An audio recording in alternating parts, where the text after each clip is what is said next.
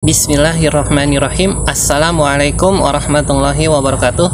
Ya, kali ini kita akan membahas ironi negeri ini, yaitu tentang kasus korupsi yang semakin hari korupsi di negeri ini semakin menjadi-jadi.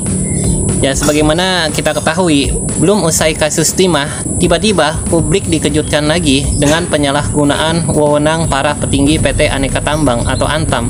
Mereka secara ilegal mempromosikan logam mulia milik perusahaan swasta dan memberikan label PT Antam, seolah-olah itu adalah emas milik PT Antam dan jumlahnya luar biasa, 109 ton.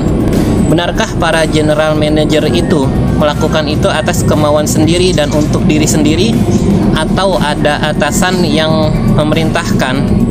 Kalau sendiri, kok bisa kejahatan itu berlangsung bertahun-tahun tanpa diketahui? Dalam kasus PT Timah sendiri, publik pun kaget. Bagaimana mungkin usaha pertambangan timah itu berlangsung sekian lamanya tanpa ada yang curiga bahwa telah terjadi penyelewengan dan tindak kejahatan? Nilai yang dibongkar Kejaksaan Agung sebesar 300 triliun rupiah lebih. Itu bukan nilai yang sedikit. Mungkinkah ada kekuatan besar di balik itu sehingga kejahatan itu tak terendus? Yang pasti, korupsi di zaman Jokowi ini luar biasa. 6 menterinya jadi tersangka. Di era keduanya sebagai presiden, indeks korupsi jeblok. Artinya, korupsi makin parah. Bahkan anaknya sendiri pernah ada yang melaporkan ke KPK, tetapi tak ada tindak lanjutnya.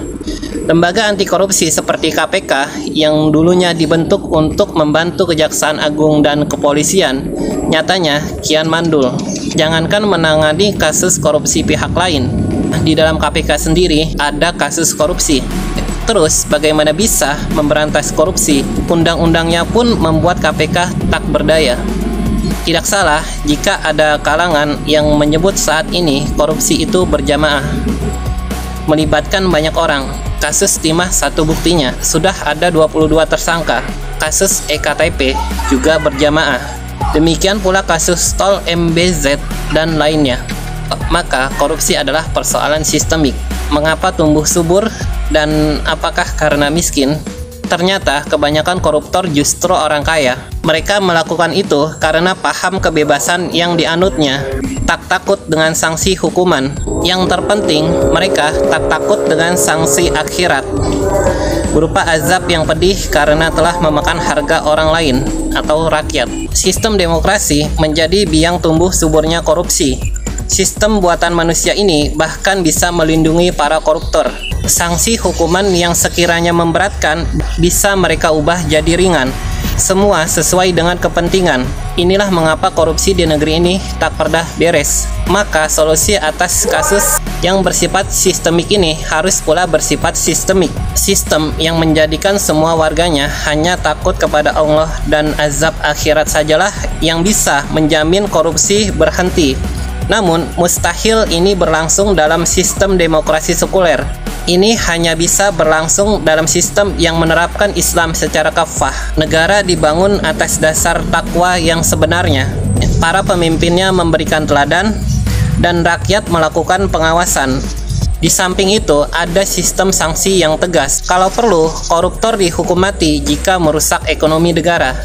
Ini yang akan menghentikan korupsi, yaitu sistem pemerintahan Islam khilafah.